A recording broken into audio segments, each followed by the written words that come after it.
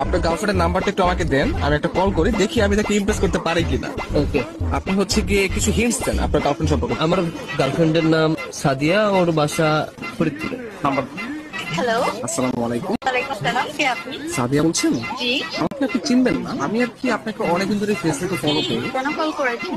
আপনার পরিচয় কি? অ্যাকচুয়ালি আমার নাম হচ্ছে মাহিন, তো আপনি আমাকে চিনবেন না, পরিচয় দিয়েও লাভ নেই। আপনি দেখতে যেরকম সুন্দর, আজকে কল করার পর মনে হলো আপনার বয়সটাও এরকম সুন্দর।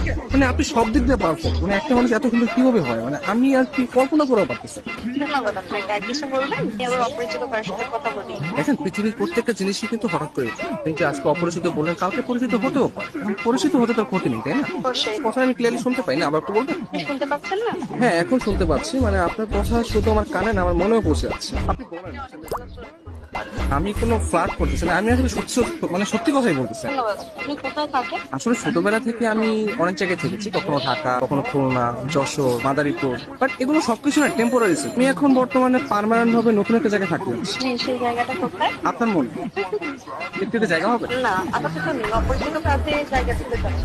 অপরিচিত বলতে আমরা চাইলে কিন্তু পরিচিত হতে পারি। আপনি চাইলে আমরা কথা বলতে পারি, দরকার ভিডিও কল অথবা মিটও করতে পারি। কিন্তু আমি তো আপনাকে দেখিনি, আপনি তো আমাকে দেখেছেন। রাতের দিকে তাহলে আমরা ভিডিও কলে আসি। আচ্ছা, আপনি তাহলে আমাকে হোয়াটসঅ্যাপে আপনার ছবি সেন্ড করেন। ও আচ্ছা। যদি মনে হয় যে না, কথা বলা যায় বা ভালো লাগে, তাহলে আমি আপনার সাথে কন্টিনিউ করবো, সমস্যা নেই। তো আপনি কোন ধরনের ফটো দেখতে যাচ্ছেন? আপনার কিছু ওয়াও টাইপের ছবি দিন, যেগুলো দেখে আমার ভালো লাগবে। আচ্ছা ঠিক আছে, আমি আপনাকে কিছু আমার সত্য সত্য ফিট পাঠিয়ে। তার বাচ্চা সুন্দর সুন্দর গান হঠাৎ পিক দিয়ে দিই কে আমি তুষার। আমি ফোন দিলে তোর ভাই আছে, তোমার এই ব্যস্ততা সে ব্যস্ততা, আমি ঢাকায় থাকি, তুমি এইভাবে তুমি আমার সাথে 2 নম্বর করলা।